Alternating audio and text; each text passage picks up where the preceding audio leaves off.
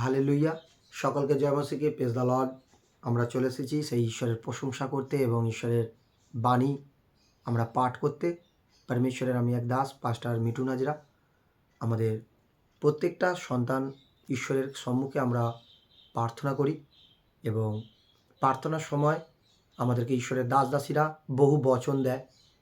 আমরা যখন মণ্ডলীতে যাই, প্রার্থনার সবাই যাই, অনলাইনে আসি, চার্চে যাই, যে যেখান থেকে ঈশ্বরের ব্যবস্থাকে অ্যাটেন্ড করে সেখানে বহু বচনকে পায়।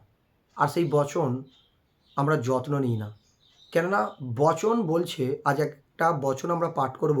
রোমীয় পুস্তকে এক বচন আছে, যে বচন বলছে যত বচন আপনি শুনবেন তত আপনার বিশ্বাস বাড়বে। কেননা ঈশ্বরের বচন দ্বারাই কি হয়, বিশ্বাস আসে।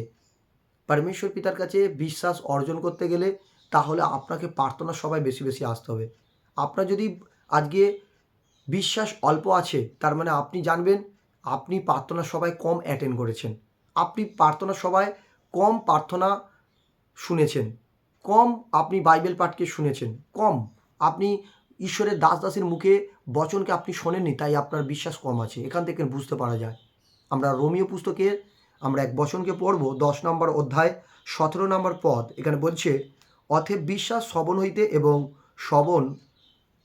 শ্রবণ খ্রিস্টের বাক্যের দ্বারা হয়। বলছে কি, বিশ্বাস শ্রবণ হইতে, মানে বিশ্বাস জন্মায় শুনে, বিশ্বাস জন্মায় শুনে, এবং শ্রবণ খ্রিস্টের বাক্য দ্বারা হয়। এবং কি জিনিস আমরা শুনলে বিশ্বাস আসবে? খ্রিস্টের বচন। খ্রিস্টের বচন এমন এক ধারালো পবিত্র শাস্ত্র বাইবেল। কেননা আমরা পবিত্র শাস্ত্র যখন আমরা পাঠ করি, এই পবিত্র শাস্ত্র যখন আমরা পাঠ করি, এই পবিত্র শাস্ত্রর বচন পুরো ধারালোর মতন। আর এই ধারালো বচন যখন আপনি পাঠ করছেন আপনার পরিবারের জন্য, আপনার জবের জন্য, হতে পারে আপনার শরীরে বিমারি, হতে পারে পরিবারে বড় সংকট, যখন আপনি পাঠ করছেন, পরমেশ্বর আপনার জীবনে বিশ্বাস জন্মাচ্ছে, পবিত্র আত্মা আপনার জীবনে বিশ্বাস দিচ্ছে, আপনার জীবনে বিশ্বাস বাড়ছে। আর ওই বিশ্বাস দ্বারায় আপনি বড় রেজাল্ট আসবেন, বড় গুড নিউজ আপনার জীবনে আসবে। কেননা অন্ধ ওখানে বিশ্বাস করতে করতে সেই স্থানেতে ডাকছিল প্রভু যিশুকে। তিনি চোখে দেখতে পায়নি, কিন্তু তার কান্য ছিল, শুনছিল, হে দাউদ সন্তান, হে দাউদ সন্তান, তুমি আমাকে দয়া করো, দয়া করো, দয়া করো। কিন্তু তিনি চোখে দেখতে পায়নি, যিশুকে এমন দেখতে ছিল তিনি দেখেননি।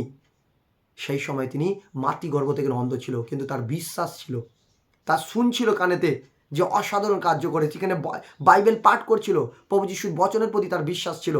আর তখন চিৎকার করতে করতে বলে, প্রভু দাউদ সন্তান, প্রভু যিশু তুমি আমাকে দয়া করো। তার বিশ্বাসে তিনি চোখের দৃষ্টি ফিরে পেয়েছে। আজ হতে পারে আপনি যেই প্রান্তে বসে আছেন, আপনি ঈশ্বরের বচনকে শুনছেন না, আপনি ঈশ্বরের বচনকে কর্ণপাত করছেন না, আপনার বিশ্বাস কেমনভাবে জন্মাবে? বিশ্বাস আসে ঈশ্বরের বচন দ্বারায়।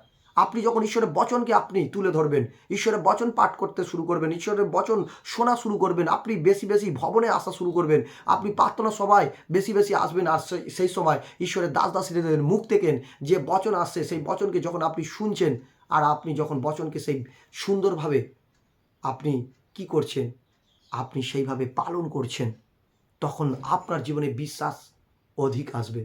যে কোনো সমস্যা আপনার পায়ের তলায় আসবে। আমি ঈশ্বরের দাস হতে নতে ভবিষ্যৎবাণী করছি, যদি বিশ্বাস আপনার দৃঢ়তা থাকে, যে কোনো সমস্যা আপনার শরীর থেকে যাওয়া শুরু করবে যিশু নামে। যে কোনো বড় বড় পর্বত আপনার কাছ থেকে সরে যাবে যিশু নামে। কেন বাইবেল শুরু থেকে, আদি পুস্তক থেকে একদম প্রকাশিত বাক্য শেষ পর্যন্ত, পুরাতন নিয়মবলী থেকে নতুনে, প্রত্যেকটা জায়গা বিশ্বাসের দ্বারা চমৎকার দেখিয়েছে। মতি, মার্ক, লুক, যোহন, রোমিও সমস্ত জায়গা বিশ্বাস লিখেছে। আর বিশ্বাসে পবিত্র আত্মার কাছে সব কিছু হয়। অর্থাৎ আপনি যদি বিশ্বাস করেন, অবশ্যই আপনি ফলদায়ক হবেন। আপনি যে কোনো প্রান্তে থাকুন না কেন, আমার ইস্যু আপনার জীবনে চমৎকার করবে। তাই আপনি প্রত্যেকে